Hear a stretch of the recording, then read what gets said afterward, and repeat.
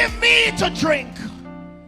Give me to drink, give me to drink, give me to drink, give me to drink. My family is thirsty, God. Give me to drink. The nations need water. Make me a well. Make me a well. Make me that well. And give me to drink. Hallelujah.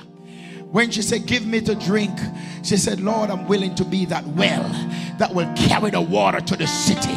I will carry the water to the city. The water was at the well, but she became the well that the city needed. Is there anybody that can say, Lord, make me that well that will go to the city and give thirsty men to drink?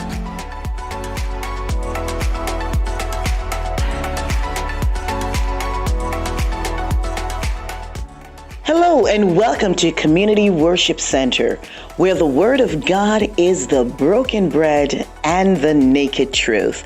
Join us for our service already in progress. Hallelujah. Glory to God. We're going to turn our Bibles, amen, to 1 Peter chapter 1. Amen. 1 Peter chapter 1.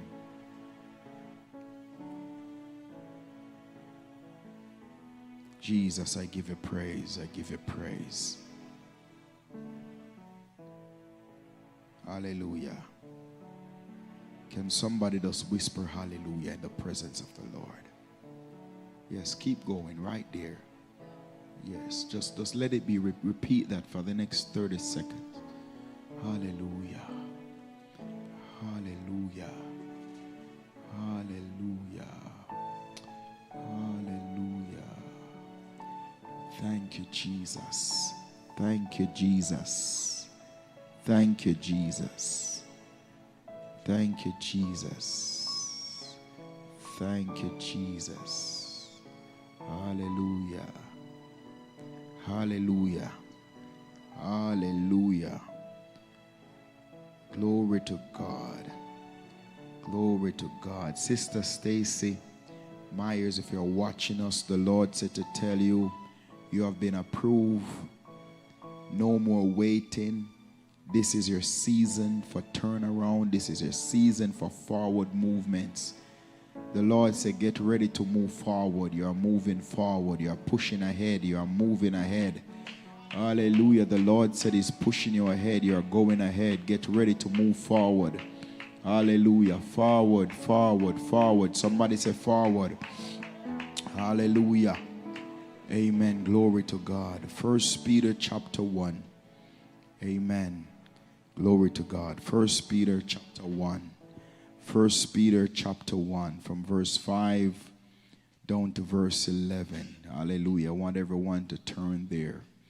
1 Peter chapter 1. We'll be reading from verse 5 down to verse 11. Amen. 1 Peter chapter 1.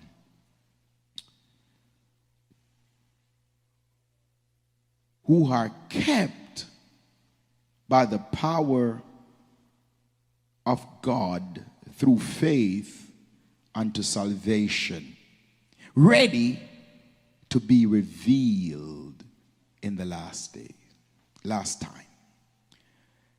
Wherein he are greatly rejoice, though now for a season, if need be, he are in heaviness through manifold temptations, that the trial of your faith being much more precious. Somebody says precious. Can you believe the Bible say that? Than of gold that perisheth, though it be tried with fire. Somebody says a fiery trial. Might be found unto praise and honor and glory at the appearing of Jesus Christ, whom having not seen, he loved, in whom though now he see him not, yet believing. Somebody say, I believe. He rejoiced with joy unspeakable and full of glory, receiving the end of your faith, even the salvation of your soul. Can somebody say, all that matter is the saving of my soul? Somebody say, all that matter is the saving of my soul. Isn't it wonderful? Amen. That my topic today, we're going to continue from what we were dealing with last week, but isn't it funny, Pastor Reid, that all that matter and all that we as believers should be and ought to work towards is the saving of our soul. It's like what I told my kids, that the only job you have is to go to school, learn, and get you a scholarship. Work for it. And as believers, the only thing we need to be focusing and concerning about is the saving of our soul. We don't come to church because we're going to get a new house, we're going to get a car, we're going to get money, we're going to get fame and fortune, but we come to Christ for the saving of our soul. Somebody said, that's all, Mother. Father, in the name of Jesus, we thank you for this great day. And as you have allowed me, God, to come before your people with this word today, I pray in the name of Jesus that in strengthening you will strengthen, in blessing you will bless us. My God, we need a word, and only you can birth that word that we need. I pray in the name of Jesus that God, even now, the Spirit of the living God, will give birth to that which we need, my God, for the saving of our soul. My Father, be glorified. I ask you for revelation. I ask you for the power of the Holy Ghost to rest upon this vessel. Let self be slain. God, there's something that I know you want to do, and I pray you will do it before the end of this day as your word go forward. Somebody lift your hands and shout glory. Hallelujah. Hallelujah. Glory to God. So Peter here, we're talking about unshakable confidence. And if I should choose a subtopic, we're saying glory is coming after this. So Peter here, he was talking to the believers. And we discovered that Peter, one of Peter's assignment, and I want you to be praying and asking God for a word right where you are, even those who are watching right now. So Pastor Reid, Peter's assignment, as we discussed, was to strengthen the brethren when he was converted.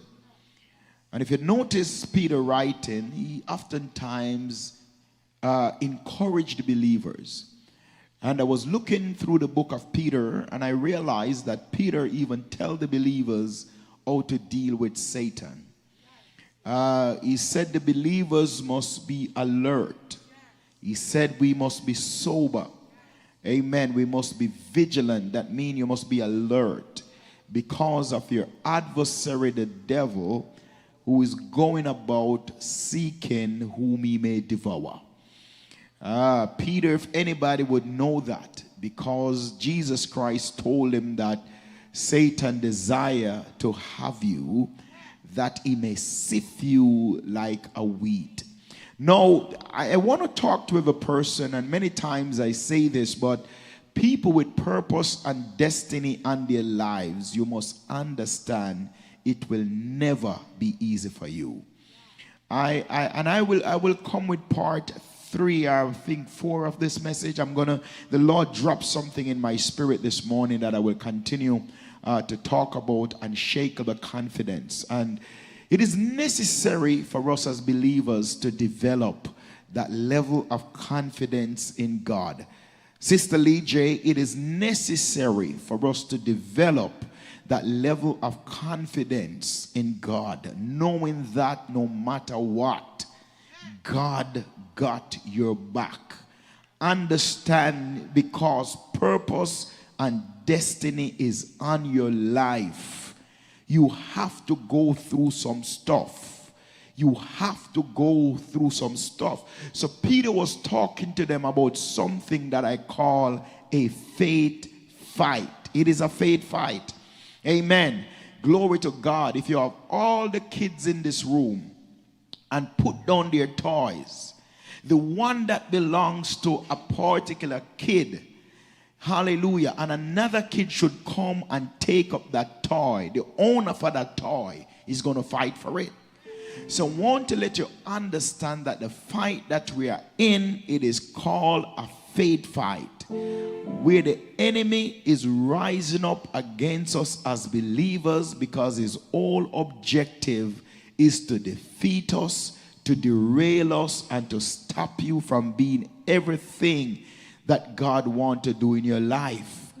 I'm going to use Pastor Reid, and we are developing, we are going in the message, there is a word. But we heard her in the prayer room the other night, when last night, I believe it were, when she was talking about people who are gifted. Everybody that is gifted, wave your hand at me. Just wave your hand. Hallelujah. If you know you are gifted, there is something unique about you. The God have deposited something in your life. Now, when God used her in Jamaica, in the island, for people who were demonically possessed, for those who used the powers of darkness against people to kill them. Amen. Glory to God. God would open her eyes of discernment and show her some things. And she would pray. Amen. And people would get their deliverance. People who should have been dead long time ago, they are still alive to this day. Amen. People who eventually sick and die from natural causes, they should have lost their mind, but somebody, they should have died, but somebody who have the gift of discernment and the ministry of prayer could have gone to a man and said, don't go to work today.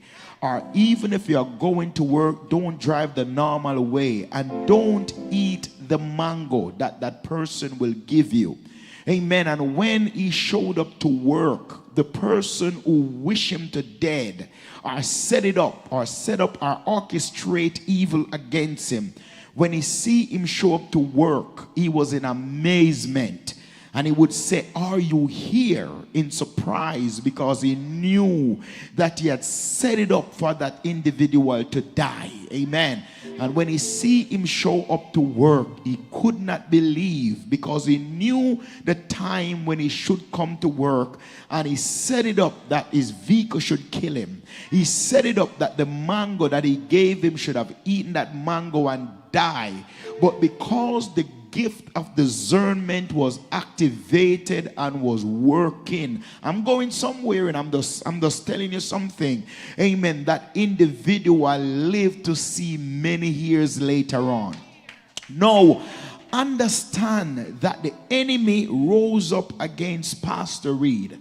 And Pastor Reid, now, because of what the people were saying, that she is a mother woman, our witchcraft woman, and they rise up against her. Isn't that the same thing they did to Jesus Christ when he was walking the earth? They said he cast out devil with the power of Beelzebub. That means they were saying that Jesus Christ was a witch. He was using witchcraft power and powers that are not of God, because they could not understand the strange things, hallelujah, that God was using Jesus to do. And the community, hallelujah, the only thing they could have attached, amen, that power to, because Pastor Reid didn't have a pulpit.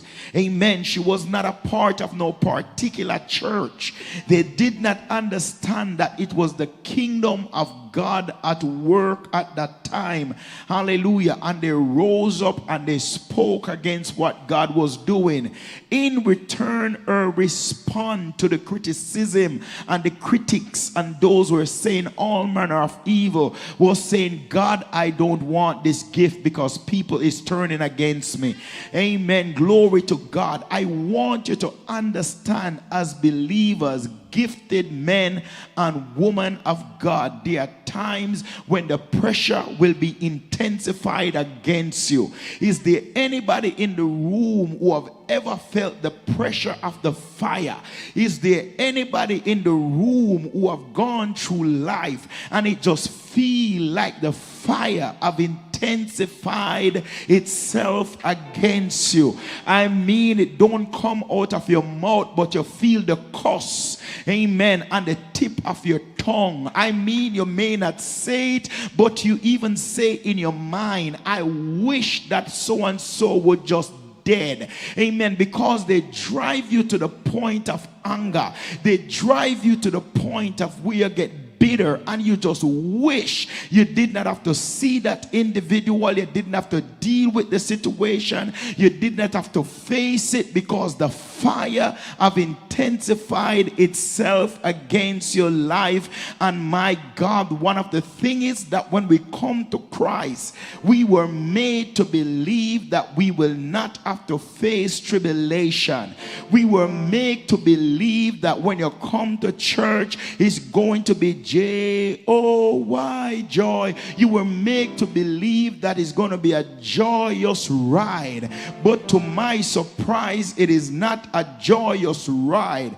I used to criticize the believers at the church that I got saved in and said only hypocrites go to that church. And somebody say, why don't you come and show them the way? To my surprise, to be out of the game and to be in the game is two different things. The best player of any game is the spectator. They can tell you where to put the ball. They can tell you where to do this. They will tell you to do that. But let me tell you, when you're in the game, the pressure is different from when you're not in the game. When you're in the game, it's a total different story than when you're a sideline player. Amen. Nobody know what you're dealing with. Nobody know the pressure. Nobody understand the weight. Nobody understand the burden. They may see you dress and look good, but if they can see the tears beneath the dress, if they can see the tears that is going down in the eye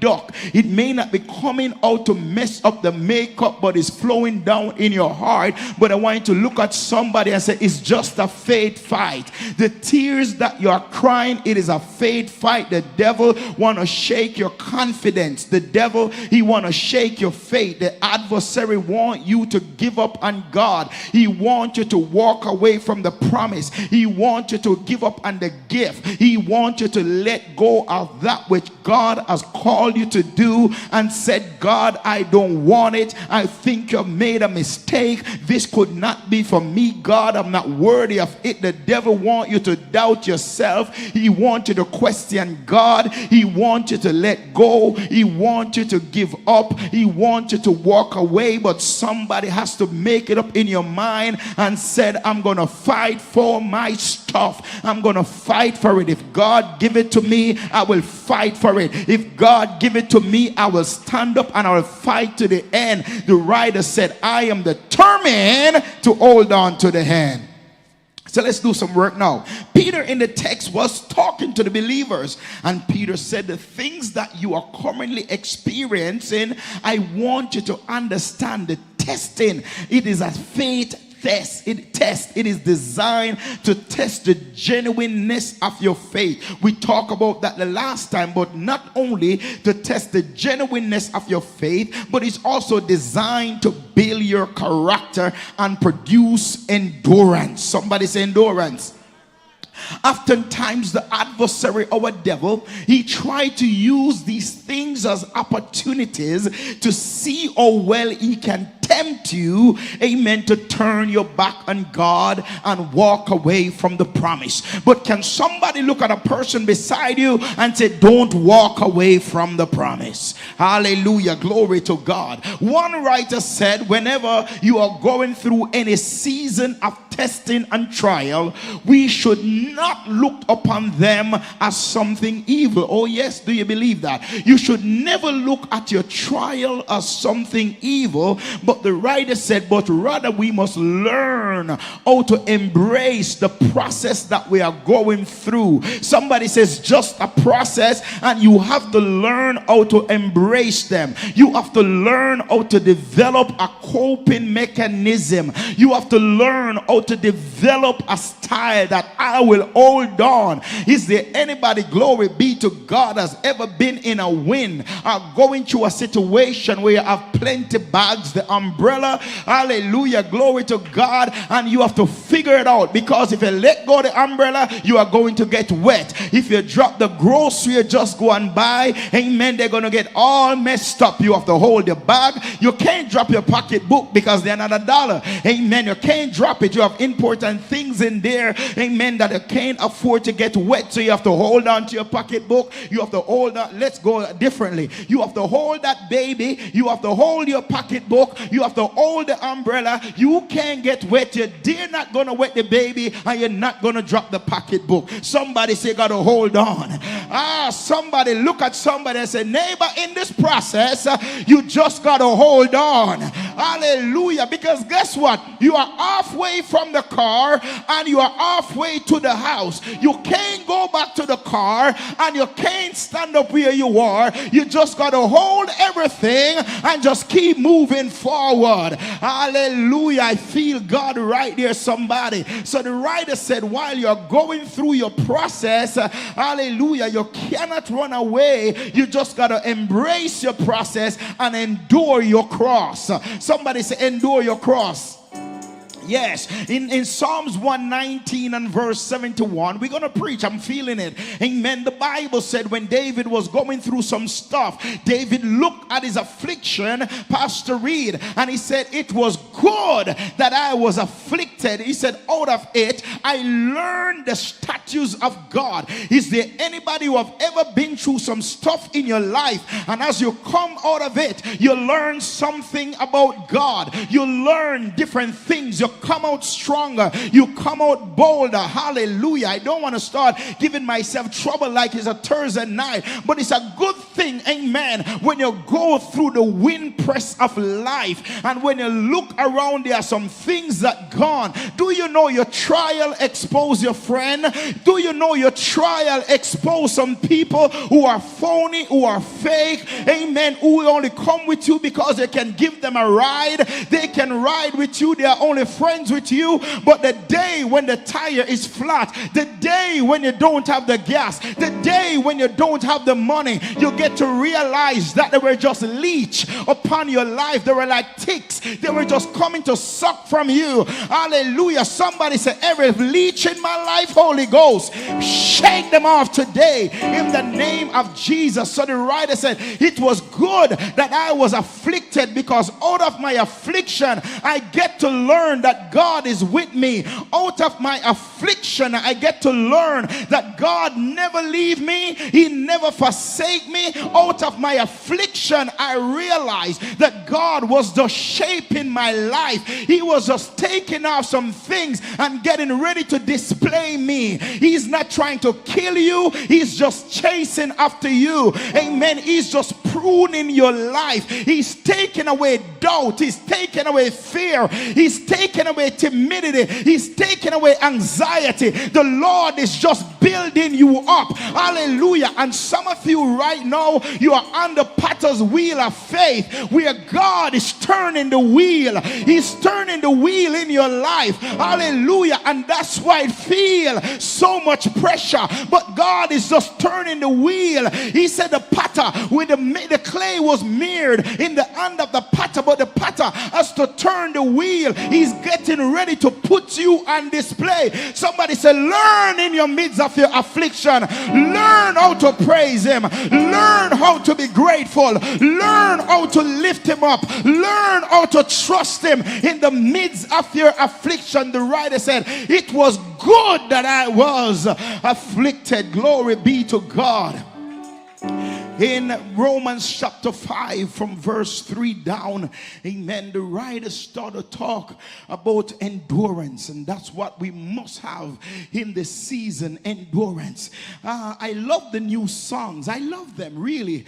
I love them, but there were some old songs that folks would say, give me some endurance that I will make it after all. Hallelujah. Somebody said, I want some endurance. In Romans chapter 5, he said, not only that, he was talking to the believers and said, but we rejoice in suffering. Is there anybody, my God, this generation of believers, we don't know what it means to rejoice in suffering, because we're told that your bread and your water is going to be short. We are told that we're going to be millionaires when we give tithes and offering. Yes, so we have the one last dege $100 bill in our pocket, and because a preacher said the Holy Ghost told me to give it that $100 and you're gonna be a million here, you take that $100 and you give it expecting that by the time you go home you're gonna look in your account and money gonna drop in your account and you're gonna multiply from $100 to 100,000. To my dismay, when you look, you see negative $35 or $30. Hallelujah, glory be to God. But here the Bible said you have to rejoice in suffering,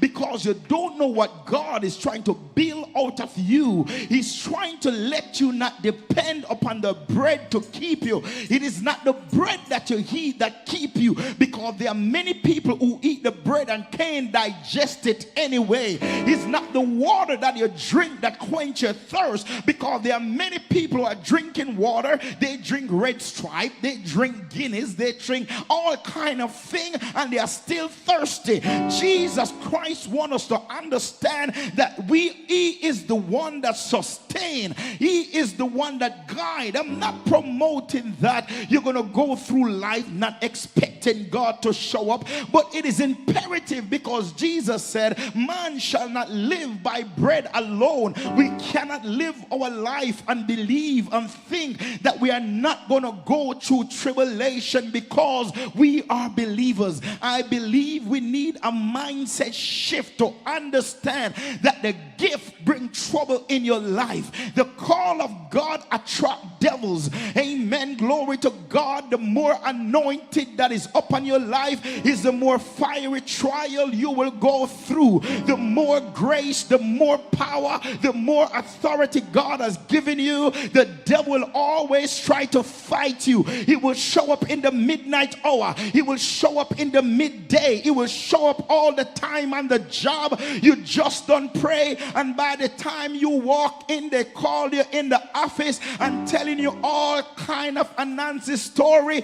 Then what if you did not just pray? You would tell them a piece of your mind. You would just cuss them out. But because you just pray, instead you are saying, if it had not been for the Lord who is on my side, now where would I be? We have to now understand as believers, because here the writer said, knowing that suffering produce endurance. I want to let you know, if the devil could have killed you, you would be dead long time ago, baby. He would wipe you how long time ago. He tried to come at me, Jacob Josiah Gardner, many times. I remember my mom shared with me some things I won't say public, but I want to let you know that from I was in the womb, he has been trying to get me out of the race. He couldn't catch me, and he catch my twin. Amen. But I'm still here. Somebody say, I'm still here. Is there anybody in the house today that know that because you are gifted, because there's a call upon your life, because there's a particular assignment and work for you to do in this earth realm, the devil is always going to try to come at you, but he did not understand. The more he press against you, he don't understand. The more he push against you, he's developing endurance in you. And I can rejoice in suffering suffering? Is there anybody while the tears are running down your face, you can say, I will bless the Lord at all times. His praise will continually be in my mouth. Hallelujah. Glory to God. Can I make an announcement? All my viewers, I'm preaching to an almost empty church right now, and I'm preaching with everything that God have inside of me. And the reason why I'm doing it, I'm not preaching to an empty church, I'm preaching to a full church. I'm just going through my process right now, and I'm rejoicing while I'm in it, because I know out of it, when the crowd come, I will still preach like it's 10,000s of people. Somebody give God praise. Somebody give him praise. Somebody give him praise. Somebody give him praise. I'm going through it, but I'm learning how to endure the process. Somebody say, endure the process.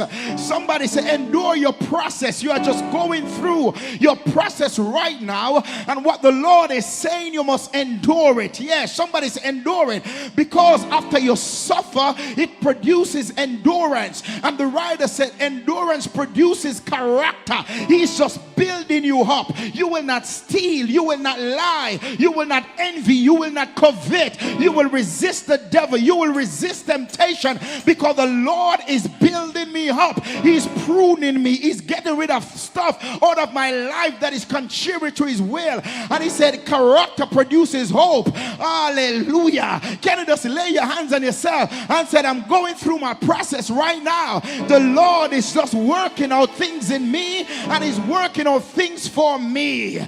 Amen. Glory be to God. In Hebrews chapter 12, verse 1, we're going to look from verse 2 down. The Bible said, then if you want to understand and learn, amen, the depth and the foundation of endurance, then we have to look to Jesus Christ. He said, why? Because he is the author and the finisher of our faith. Hallelujah. Before him endured the cross. He do what? He endured the cross. Verse 2, he said, looking unto Jesus, the author and the finisher of our faith, who for the joy, hallelujah, that is set before him, he endured the cross. Somebody say, endure the cross. The joy that is set before him, it was the reason Jesus Christ endured the cross. When he looked ahead, the thing is, oftentimes when we are going through tribulation, when we are going through trouble, is that we set our eyes upon what we are going through. But we have to learn how to shift our focus and look at where we are going, looking unto God, looking at the blessing that lies ahead of us, because the Bible said Jesus Christ endured the cross, amen, because he was looking at the joy that lay ahead of him, despising the pain, the shame, and the suffering. He was going through something, God, but he did not allow what he was going through to get his attention, because while he was going through, he said, Father, I don't feel like dying, but it's not my will, your will be done. He knew he had to pick up the cross. He knew he had to go through it. He knew he had to endure it. So he looked unto God. He focused his mind on what is ahead of him. Can somebody look at your neighbor and say, neighbor, don't look at what you're going through. Look at the prize. Look at the end of the race. There is a prize that is awaiting you. Paul said, I forget those things that are behind me, and I reach forth to those things that are before me. He said, I press towards the mark of the prize of the higher calling that is in God in Christ Jesus. Somebody look at your neighbor and say, neighbor, just hold on and endure your cross. Some of you right now, you are walking with your cross. Yes, it is a heavy cross. It is a rugged cross. I mean, it is tough. It is tough. You cry tears at night. And he said, God, when you're going to deliver? God, when you're going to come through? God, when you're going to deliver? God, when are you going to come through? And you realize it seems as though God is not saying a word till Jesus have to say, Father, why hast thou forsaken me? And some of you right now, you are in the valley, but I like what the songwriter said, in the valley he restored my soul. Somebody look at your neighbor and say, just endure your cross. Hold on a little bit longer. Take Jesus at his words. Hallelujah. Hold on. Come on, tell somebody, walk and touch somebody just a little bit for me and say, neighbor, endure your cross. Endure your cross. It's just a process. It's just a process. It's just a process. It's just a process. Encourage somebody and say, endure your cross. Endure it. Hold on and endure your cross. Endure your cross. Hold on a little bit longer. Yes, Lord. One writer said, trial and testing can be one of life's greatest teacher and character builder. I don't know about you, but I remember one Bible study night, I told the people that when trials and testing comes your way, you have to welcome them. You have to say, bring it on, devil. Because in fact, if the word of the Lord says, when Paul prayed and said, God, this thing is a problem in my life, and God didn't say nothing, and he went back again and he said, God, this thing is a problem in my life, and God did not say nothing, and he went back again. God, this thing is a problem in my life, take it away. And God looked at Paul and said, I will not take it away. I will show you that my grace is more powerful than a problem in your life. God said, there are some people, there are some things, there are some struggle, there are some situation that God will not move it, but he will give it a grace to endure it. Hallelujah. He said, I will not move it, but I will give it a grace to endure it. God Almighty, somebody had to praise him right there. He's not going to move, but God gonna give it a grace to endure it. Hallelujah, somebody. Glory be to God. So I want you to understand that it's a test, but it's a teacher. It's a test, but it's a teacher. They are testing you, but they are teaching you. They are provoking you, but they are teaching you. And if you just hold on long enough, you will see the salvation of the Lord with you. Can I go back there and help you to understand? Glory to God. I'm pacing well. The reason why God did not take that thing away from Paul, because if God has just moved it, then it would not reveal that God is able to keep you in it and with it. Glory be to God. I don't know about you, but there are people, Pastor Reid, good God Almighty, who are dealing with some situation, even more or less are the same thing that some of us are dealing with. They are not in church today.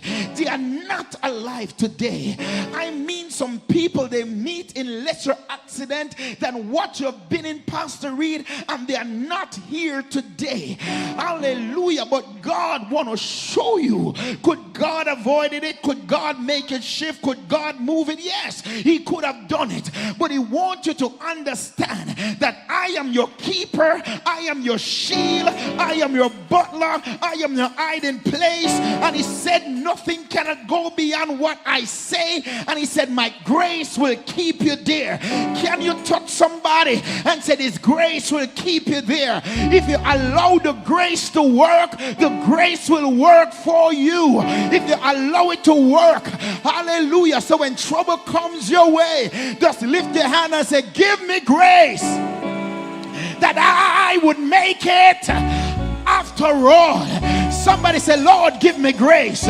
Somebody say, Lord, give me grace. Hallelujah. Glory to God. Yes, Lord. Yes, Lord. God, I just got a little bit more work to do, but I'm getting excited. When trials and testing come your way, they come to teach and build us up, build your spiritual muscle. Do you know, Pastor Reid, there are some people who don't pray, they don't know how to pray, but when trouble comes their way, they learn how to pray. I mean, have you ever been there? Some things that you say you did not have a clue you know how to say those things, but when trouble comes your way, it comes to build your prayer life. It comes to build your relationship with God. It comes to build your stamina. It comes to build you up like never before. Oh, good God of my salvation. The writer said, when trials and testing comes your way, they stand as a door for your divine revelation and building up of your character moment. Hallelujah. Can you just imagine that trial comes as a divine door for you to go through? God Almighty, how could trials come? Then when trials come, you must understand that God says, I've already prepared a door of escape for you. So that means you're going to get a revelation from God. Can somebody, when you're going through trials and tribulation, you just say, God, I'm looking for my revelation, because the reason why God allowed this, Pastor Reid, is because God want to show you something at the end of it. And if you just keep on walking, you will see the door. You will see that door of revelation of the goodness of God in your life. And that's why in Romans chapter 8:28 the Bible says that all things work together for the good to them that love God and walk according to his purpose. He said it will work for your good.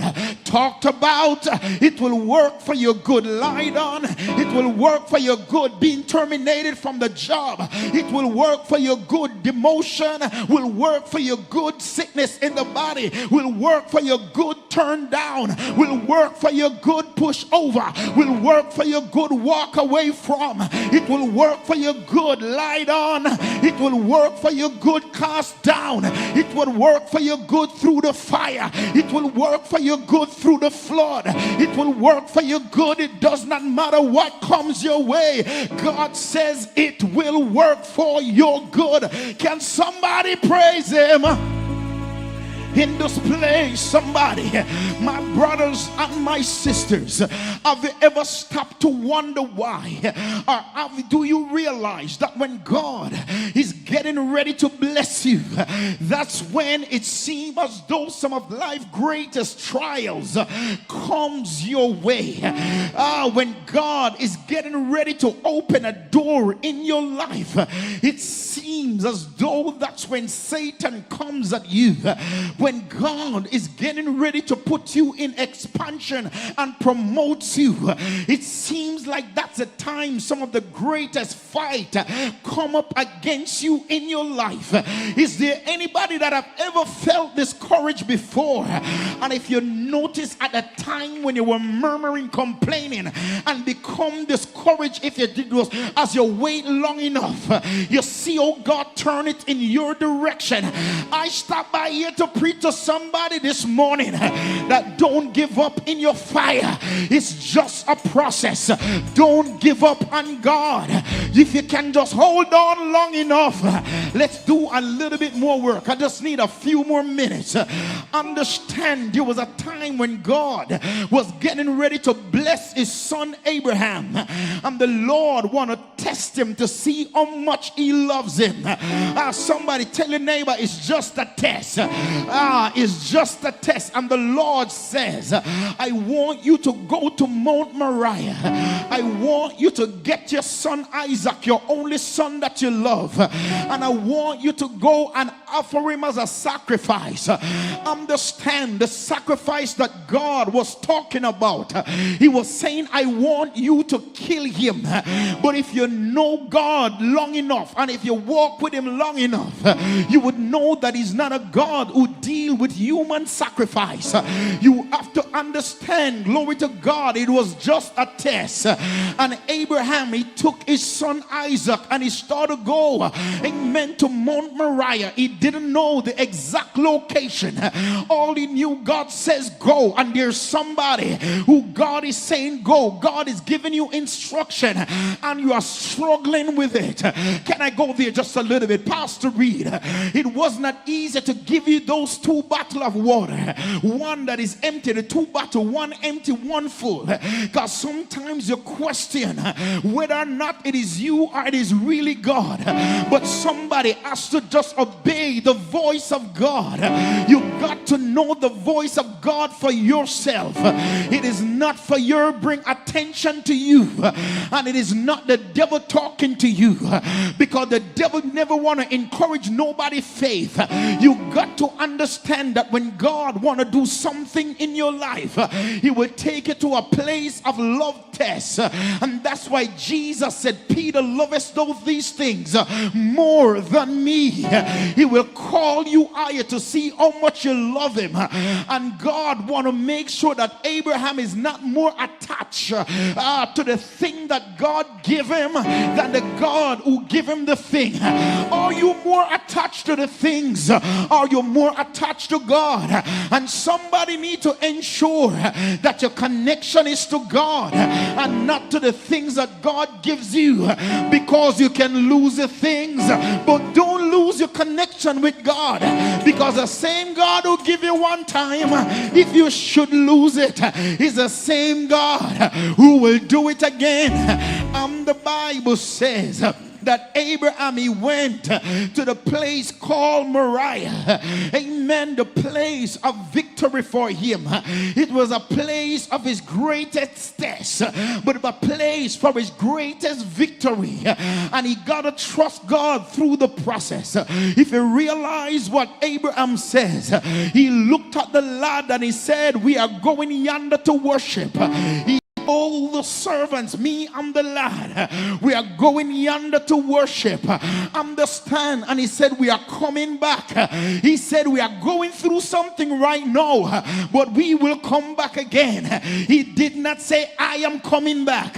He said, we are coming back. So even if I kill Isaac on the mountain, God got enough power to raise him up back again. God give it to me, and God is going to hold it in place. I want you to notice with me, if you will, that while Abraham was going to Mount Moriah, as he reached the place where he's about to step into worship, he let go of some things. He told the servants, you can't go with me. You got to stay right here as me and the lad go to worship. I want to let somebody in the house understand that you have to come to that place where you are careful who you run with in the season of your trial. You have to be careful who you connect to. You have to be careful of the folks you talk to. Somebody look at your neighbor and say, neighbor, be careful in the season. Be careful in the season. In the season, you have to be careful. Yes, God, in the time of trials, you have to be careful who counsel you. Not everybody can counsel you when you're going through your trials and your tribulation. I want you to understand, not because they are believers, not every believer can counsel you. Not because they are saved a long time ago, not everybody that is saved a long time ago can counsel you when you're going through your trial. Not everybody can speak in your life when you're going through the faith fight of your life. When you're in the boxing ring of life, not everybody can coach you. Not everybody can speak in your life. Don't get me wrong. I'm not saying they are not saved. I'm not saying they don't love you. I'm not saying they don't have the Holy Ghost. I'm not saying they don't have the word. But if you understand, when Jesus was getting ready to die, he told his disciple, I'm going to die. And the Bible said that Peter looked at him and said, no, you're not going to die, master. But Jesus had to know. He knew his assignment, and he knew that he had to die. And Peter, who loved him, was just speaking to him from a place of love and compassion, and said, we are not ready for you to die, Lord. Hallelujah, somebody. Could you say Peter did not love him? No, he loved him. He tried to tell him the best thing that he could have told him at the time.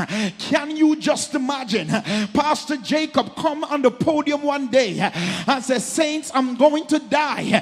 Everybody start speaking in tongues. Everybody start pleading the blood. Everybody start doing all kind of things. But you must understand that it's God's will over man's will. It is God's ways over man's ways. And Jesus knew that in order for you and I to accept the salvation, he had to die.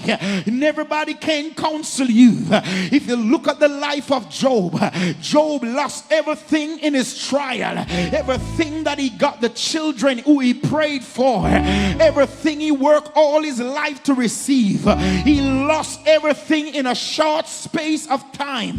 His wife looked at him and started to counsel Job and said, Job, why don't you curse God and die? It's because of the trial that Job was going through. It caused the faith and the confidence of Job's wife to become shaken. And Job said, wife said, curse God and die, because you look as though there is no return for you. You look as though you are dead already. Hopelessness step in. Not everybody can counsel you. Could you say she did not love him? Yes, she loved him. She knew of his devotion. She knew that Job loved God. And many times when you're going through trial, the devil will come up in your ears and try to say, oh, could you be walking with a God who said he loved you so much and you're going through so much hell? But Job understand that God is the head of his life, and he understand as he walk with God, he's gonna go through some stuff. And Job said, naked I come in this world, I'm naked I will return. You can't talk to everybody when you're going through your trials. Job's friends looked at him and said, it seems like you have sinned against God. There are some people, when you talk to them, will make you doubt your salvation, doubt your connection with God, doubt whether or not you love God. You can't talk to everybody. You gotta be like a Mary who found her Elizabeth in the time when she was going through. Hallelujah, somebody. The Bible said that Mary found Elizabeth and the baby leapt in her. Somebody say, you got to counsel from the right people. You got to connect with people who understand what it feels like to go through tough times, what it feels like to be rejected, what it feels like, hallelujah, to be going through pain yet enduring it. Somebody shout glory. I want to remind somebody as I bring this thing to a close that what the Lord wants from all of us here in CWC is for us to remain steadfast and endure the cross that we are walking with right now, because every opportunity the devil gets, he's gonna come at you with all kind of things. Every chance he gets, he's gonna try to crush you down, but you got to develop a coping mechanism mechanism. You got to learn how to go through it.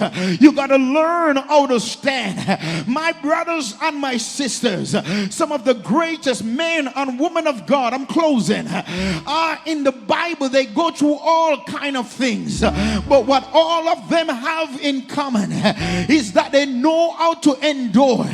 They know how to hold on. And I stopped by here this Sunday morning to tell somebody in this place that all you got to do is just understand that better days are coming. It will not be forever. Glory is coming after this. Somebody said better days are coming. Better days are coming. The Bible said after Job's affliction, he received double for all of his trouble. After Israel spent 420 years in the land of Egypt, they know the Lord says, you are coming out better than how you went in.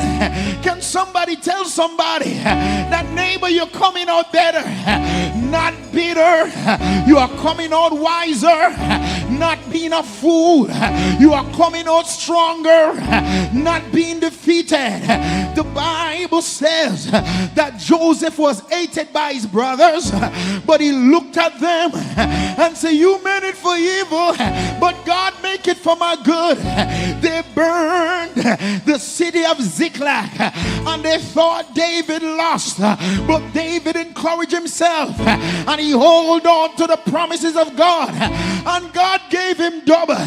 Somebody say, I'm walking in my season that is called double. And I heard when Joel says, I will restore unto you the years that the cankerworm, the years that the palmer worm, the years that the caterpillars have devoured.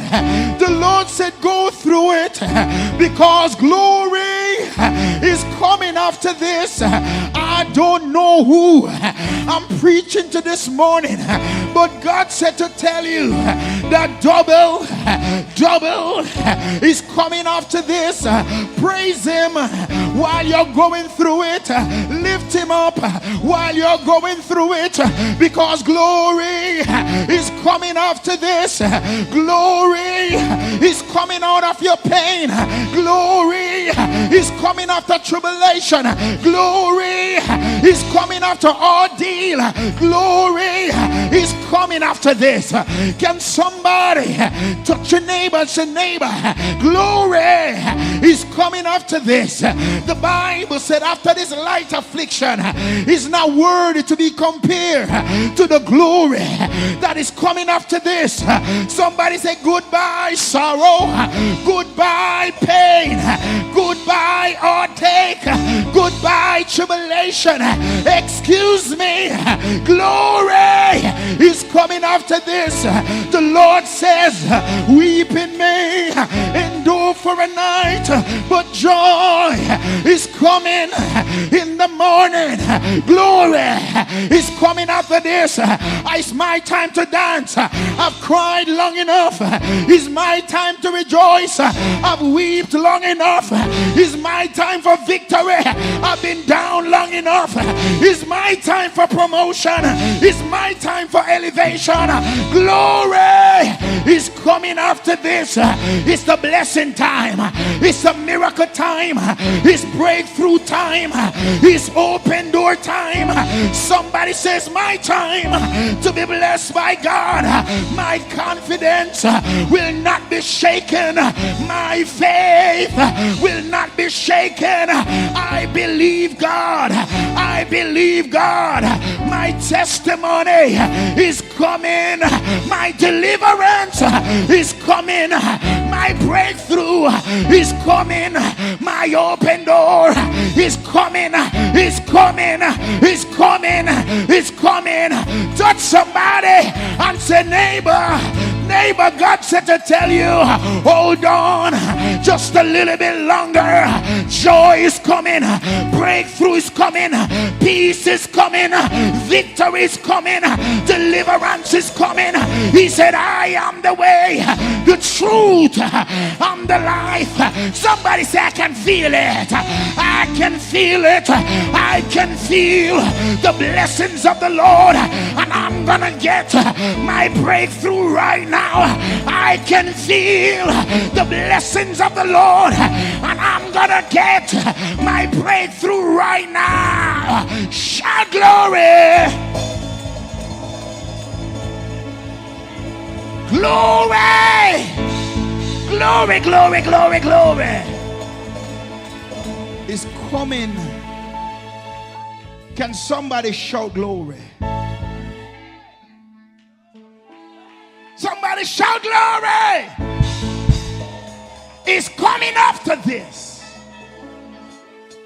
It's coming after this. It's coming after this. It's coming after this.